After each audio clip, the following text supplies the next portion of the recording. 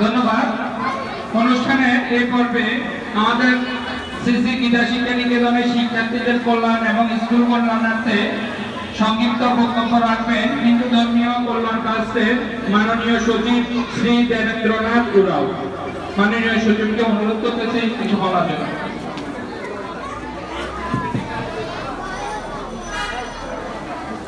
শ্রী শ্রী গীতা শিক্ষা নিকেতন ঐতিহ্যবাহী জেলা ফেনীর একটি প্রান্তীয় শিক্ষা কেন্দ্র, যেখানে ধর্মীয় শিক্ষা বিস্তারে একটি গুরুত্বপূর্ণ ভূমিকা পালন করছে। আজকের এই অনুষ্ঠানে সম্মানিত প্রধান অতিথি শ্রী স্বপন স্যার উপস্থিত, আমাদের ট্রাস্টি মহোদয়, আমাদের হিন্দু বৌদ্ধ খ্রিস্টান ঐক্যবদ্ধের নেতৃবৃন্দ, আমাদের হিন্দু মন্দির ভিত্তিক শিক্ষা গণশিক্ষা কার্যক্রমের সহকারী প্রকল্প কর্মকর্তা সহ মন্দির ভিত্তিক শিক্ষা কর্মসূচির শিক্ষক শিক্ষার্থীবৃন্দ, সবাইকে আমার হিন্দু ধর্মীয় কল্যাণ ট্রাস্টের পক্ষ থেকে শুভেচ্ছা জানাচ্ছি। আসলে আমি যখন ঢাকা থেকে রওনা দেই ভোর 6:30টায়, তখন মনে হয়েছিল অনেক দূর, কিন্তু বুঝতে বুঝতে আমার 3.5 ঘন্টায় আসা যায় ফেনীতে এসে গুরুচক্র মন্দিরে আগমন একটি আমার কাছে একটি স্মরণীয় ঘটনা হয়ে থাকলো।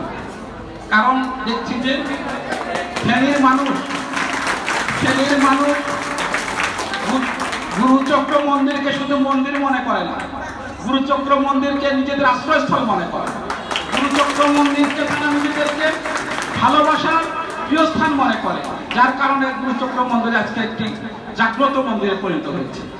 আর এই জাগ্রত মন্দিরকে আলোতে শিক্ষা দিচ্ছে হলো আমাদের শ্রী শ্রী গীতা শিক্ষা নিকেতন।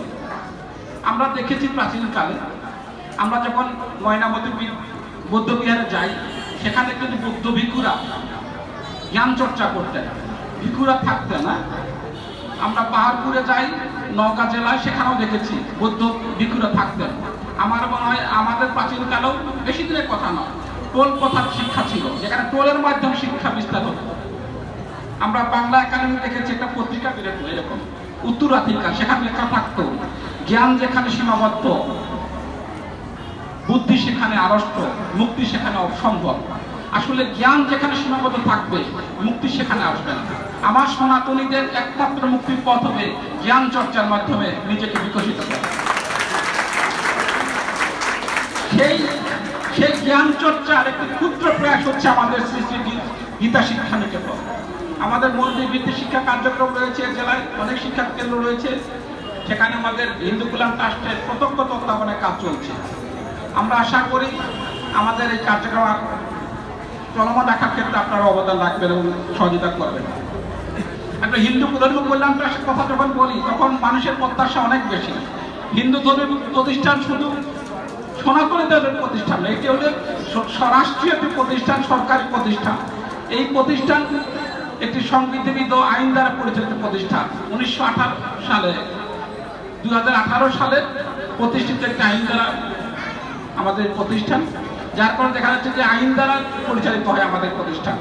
তা আমি আর বেশি কিছু বলবো। সম্মানিত ভাইস চেয়ারম্যান স্যার আছেন, নিজের জেলা, নিজের জন্মভূমি, মা মাটি মানুষ, তিনটি প্রিয় জিনিস মানুষের।